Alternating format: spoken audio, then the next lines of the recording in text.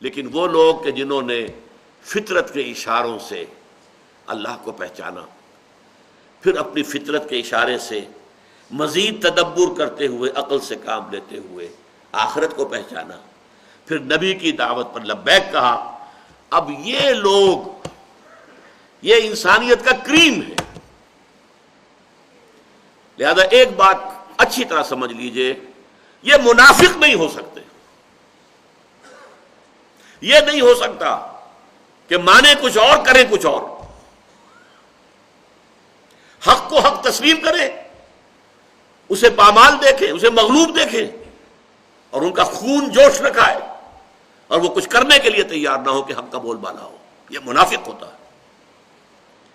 ہمیشہ ہر معاشرے کے اندر اور ہر کسی بھی انقلابی دعوت کے مقابلے میں رد عمل کے طور پر تین کردار ہمیشہ سامنے آتے ہیں، ہمیشہ۔ جب حضور کی اپنی دعوت جو ہے وہ اس سے مستثنا نہیں تو اور کون سی دعوت مستثنا ہوگی؟ اگر وہاں منافقین تھے تو یہاں کیوں نہیں ہوں گے؟ تین ہوتے تھے، ایک وہ جن کو قرآن کہتا ہے سورہ توبہ میں السابقون الاولون من المہاجرین والانصار والذین اتبعوہم باحسان رضی اللہ عنہم ورضوا عنہ۔ یہ وہ لوگ ہوتے ہیں جنہوں نے حق کو قبول کیا تو اب ہر چے بعد آباد، جو ہو سو ہو، جان جاتی ہے جائے، مال جاتا ہے جائے، ہر چے بعد آباد ماں کشتی درا بنداختیم، ہم نے تو اپنی کشتی جو ہے دریا میں ڈال دی۔ اب یہ کشتی تیرے گی تو ہم تیریں گے اور جئیں گے، یہ کشتی ڈوبے گی تو ہم ساتھ ہی ڈوبیں گے۔ ہم اس کشتی کو چھوڑ کر بھاگنے والے نہیں ہیں، ہر چے بعد آباد، جو ہو۔ یہ ایک کردار ہوتا ہے۔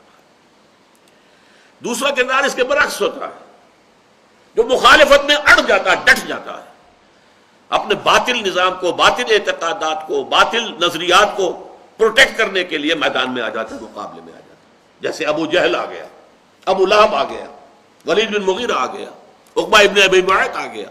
یہ سب کون ہیں؟ یہ بالکل اپوزٹ کیٹیگری، لیکن یہ کھلے دشمن ہیں، سامنے سے وار کرتے ہیں، ان سے بچنا آسان ہے۔ ایک تیسری کیٹیگری ہوتی ہے ان بٹوین، کچھ مانا بھی لیکن کچھ کرنے کو تیار نہیں، جان پیاری ہے، مال پیارا ہے، بچ بچ کے چلو، سیفٹی فرسٹ، اپنا تحفظ، اپنی جان کا، اپنے مال کا۔ یہ ان دونوں کے بین بین، اور چونکہ اندیشہ ہوتا ہے اس کشمکش میں، کچھ پتہ نہیں یہ اہل ایمان جیت جائے تو بھائی ان سے بھی بنا کر رکھو، اپنے آپ کو مسلمانوں میں شامل کیے رکھو۔ اگر یہ جیت گئے اور اگر کیا کافر جیت جائے، ان سے بھی دوستیاں رکھو، گڈ آفیسز اپنے برقرار رکھو، اگر وہ جیت گئے تو کیا ہوگا؟ یہ منافق کہلاتے ہیں۔ مذبذبین بین ذالک، سورہ نساء میں بڑی پیاری آیات آئی ہیں۔ ایک ادھر ہے مومنین صادقین، السابقون الاولون من المہاجرین والانصار والذین اتبعوہم باحسان رضی اللہ عنہم ورضوا عنہ، وہ ادھر ہے۔ ایک وہ ہے ان الذین کفروا سواء علیہم انذرتہم ام لم تنذرہم لا یؤمنون۔ یہ لوگ کفر پر اڑ گئے ہیں، محمد کتنی بھی آپ تبلیغ کر لیں انہیں، یہ ایمان لانے والے نہیں ہیں۔ ابو جہل ماننے والا نہیں ہے، ابو لہب ماننے والا نہیں ہے، نہیں مانے گی۔ یہ تو کشاکش ہے، ہوگی ان دونوں کے مابین۔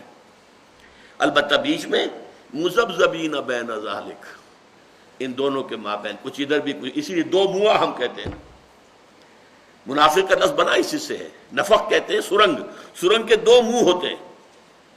محل کے اندر سے سرنگ بنی جاتی ہے، کہیں جنگل میں جا کے کھلتی ہے کہ اگر قبضہ ہو جائے دشمن کا اور دشمن محل میں داخل ہو جائے تو بھاگے سرنگ کے ذریعے سے، نکلے وہاں سے۔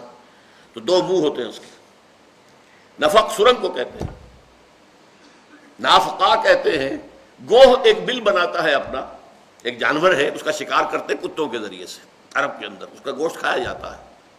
ہمیں تو خیر اس کو دیکھ کر گھن سی آتی ہے، لیکن ہر معاشرے کا معاملہ ہوتا ہے۔ یوں سمجھیے بہت بڑی سی چھپکلی ہے وہ، لیکن گوہ کا گوشت کھایا جاتا ہے، تو اس کا شکار کرتے ہیں۔ وہ بھی اتنا ہوشیار جانور ہے، وہ اپنے جو نیچے بھٹ بناتا ہے زیر زمین، اس کے دو منہ رکھتا ہے، ادھر بھی ادھر بھی، ادھر سے کتا داخل ہو تو ادھر سے نکل کے بھاگ جائے، ادھر سے کتا آئے تو ادھر سے بھاگ جائے. یہ منافقین ہوتے ہیں. ان کے ساتھ بھی بنا کر رکھو، ان سے بھی بنا کر رکھو. Keep your good offices with both. یہ ہر دور میں پائے گئے، نوٹ کر لیجئے. کوئی تحریک نہیں ہو سکتی جس میں کہ یہ تھرڈ ایلیمنٹ موجود نہ ہو. امپاسبل. اگر اس کا حق تھا تو محمد کی تحریک کو یہ حق تھا کہ کوئی منافق نہ ہوتا اس میں. خالص پاک ہوتی جماعت نہیں، منافقین تھے.